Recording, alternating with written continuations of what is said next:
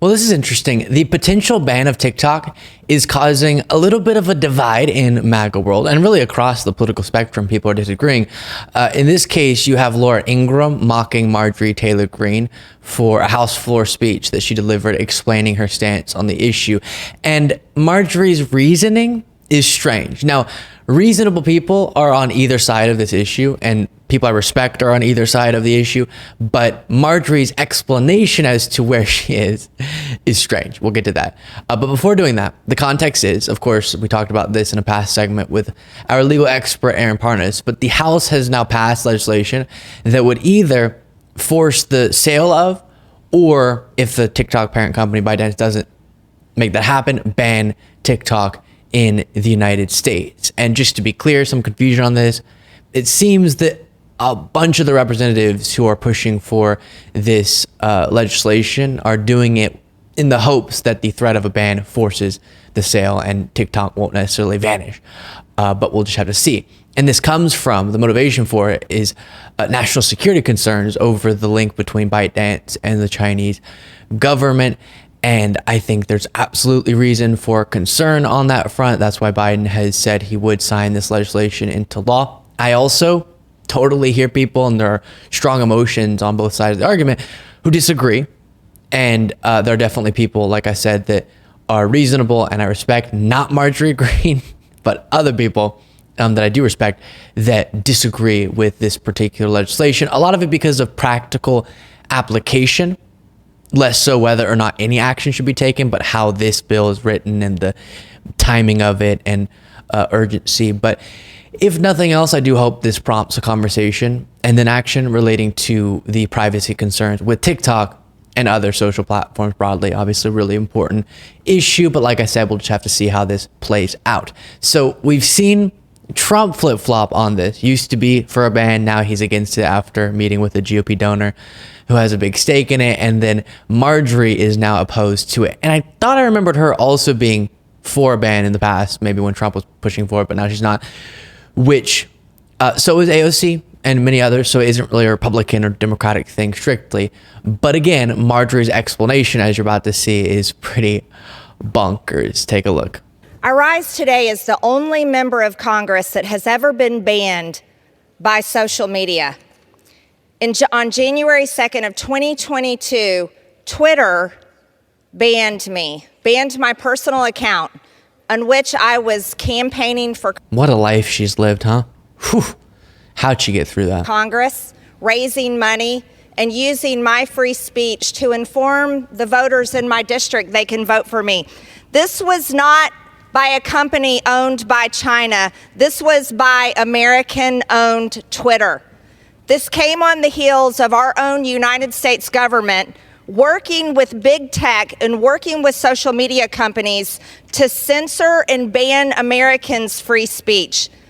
Right, so that would be false. But it's crazy we still haven't gotten over this. If you go to a private company's social media platform and you agree to their terms of service and then you violate their terms of service, yes, they have the right to kick you off. That's just how life works. If you go to a restaurant and you see on the door, no shoes, no shirt, no service, and you walk in with no shoes and no shirt, they have the right to not give you service.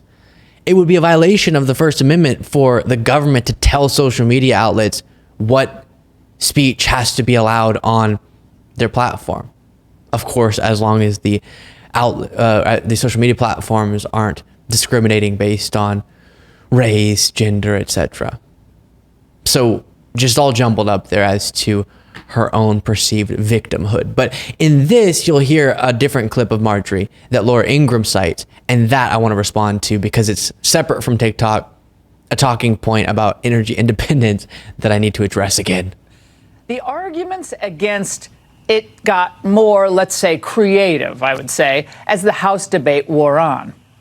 If we wanted to be serious about stopping China, we would stop China from buying our U.S. farmland. We would raise up our American energy independence. And if we cared about Americans' data, then we would stop the sale of Americans' data universally, not just with China. Okay, farmland. I'm losing that caboose of thought there. God bless her. Why is it so hard for some to grasp that China is a unique threat to the United States? Okay, so there's that. Again, a little clash within MAGA. But she brought up, Marjorie Greene did something that I want to address. And it's this, and I've done it before, I'm going to do it again, probably today in multiple segments because it drives me crazy. How often do you hear, I'm voting for Trump because energy independence or the economy or the border? Those are probably the three explanations I hear the most. Number one, energy independence that Marjorie brought up. If she indeed wants a president who is overseeing energy independence, then she would be supportive of Joe Biden. JP Morgan released a report, as we talked about, that says by their metrics, the United States is just now becoming energy independent for the first time in 40 years under Joe Biden. Not to mention the fact they say Joe Biden shut down oil production. Oh my goodness. And we're producing more oil than any country in the history of the planet right now under Biden, breaking Trump records more than any other country now in the history of the world. In the United States, under Joe Biden, I say again. While we're also making historic investments in green energy, cheaper for consumers, better for the planet, and can help us to become even more energy independent or dominant, as they'll sometimes say within MAGA. So their candidate, if that is something they prioritize, actually is Joe Biden. Not a candidate that refuses to care about and invest in the energy that undeniably we're going to want to be on the cutting edge of in the future, and again, is better for the planet. She also voted against and doesn't give Biden credit for the Chips and Science Act that is all about being competitive with China, in this case on semiconductors. So she'll go there and say, oh, I oppose this because we need to do more in a more broad sense to be competitive with China, and we'd be doing all this. So you're going to give credit to Biden for doing the things that need to be done to make us more independent when it comes to semiconductor manufacturing, while creating manufacturing jobs, as Biden has seen an absolute surge of that under his presidency. Is that something no, she doesn't. Now, I brought up the three big points for Trump that people will bring up. Energy independence, the economy. Please.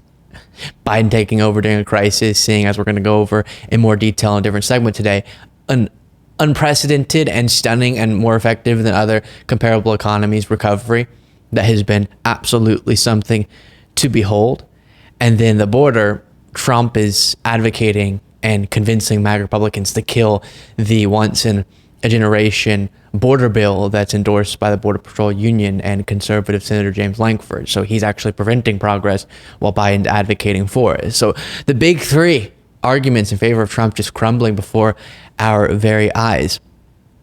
And then, just a random thing, Trump promised to do an infrastructure bill. Do you remember? Infrastructure week, and Biden got it done. A historic investment, largest since the Eisenhower Highway Program in infrastructure. And then a random thing that just popped in my head, Trump also promised to have Medicare negotiate drug prices, didn't get it done. Biden got that done.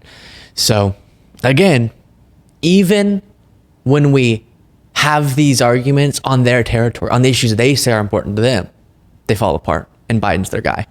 And then it makes you wonder, maybe it's about something different. Maybe those issues aren't actually what motivate their support for Trump, and it's something else. Chew on that. Make sure you subscribe to the YouTube channel, become a member, and get the bonus show at lukebeaslyshow.com/membership.